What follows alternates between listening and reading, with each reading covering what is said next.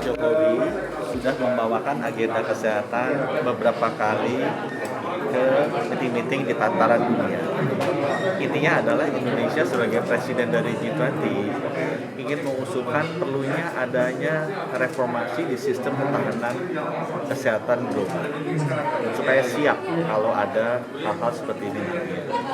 Dan Pak Presiden juga minta agar lebih konkret hasilnya. Nah, kami sendiri sudah menjabarkan secara konkret apa saja yang perlu dicapai, dan tadi kami share juga dengan Tony Blair dan teman-teman dari B20 Kadin. Yang pertama adalah kita harus mengusulkan agar adanya sistem ketahanan kesehatan dunia, baik itu dalam bentuk global funding yang mungkin besarnya 15 billion US per tahun, kemudian juga ada global emergency access ke sumber-sumber daya kesehatan seperti masker, vaksin, obat-obatan, dan yang ketiga masih ada kerjasama internasional untuk genome sequencing lab, sehingga kalau nanti ada pandemi lagi kita lebih cepat tahu dan atasinya.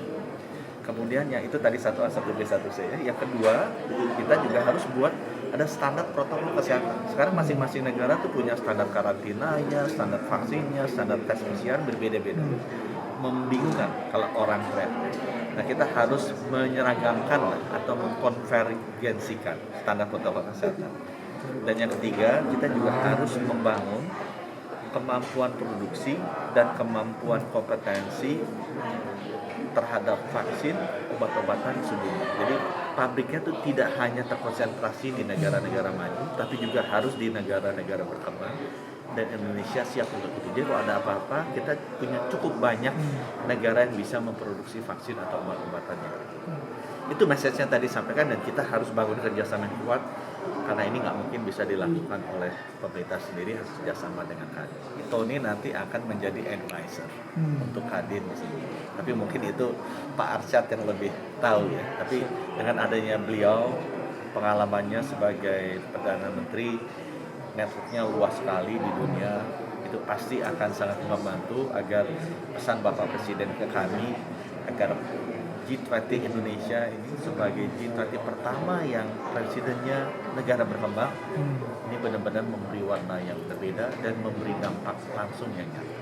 Tadi dibicarakan soal vaksinasi, kemudian dibicarakan soal research aspeknya ya, dari segi pharmaceutical, maupun juga yang penting adalah komitmen negara-negara maju di dalam mendukung negara berkembang seperti Indonesia untuk adanya health fund dan lain-lain gitu. Jadi saya pikir upaya kerjasama dari industri jelas ada gitu ya, bahwa pelaku-pelaku usaha di Indonesia juga banyak bekerja sama dengan mitra-mitra mereka dari luar. Tapi juga yang penting adalah komitmen apa yang nanti juga bisa dikeluarkan pada saat kepresidenan Indonesia tahun depan untuk G20 dan G20. Jadi itu sebenarnya yang topik utama ya. Betul. Jadi basically saya rasa opportunity ya, tadi disampaikan kesempatannya sangat luas gitu, dan bagaimana kemitraan ini bisa dijalin, baik itu public private partnership yang selama ini sudah digalang juga di Indonesia dalam rangka menanggulangi pandemi. Kan kita lihat effort gotong royong yang sudah berlangsung, tapi juga kemitraan dengan investor-investor juga industri dari luar yang juga mau untuk datang ke Indonesia. Jadi ini tentu saja harus bermitra dengan pelaku usaha di dalam negeri, kemudian kesempatannya seperti apa, saya rasa itu juga sangat luas.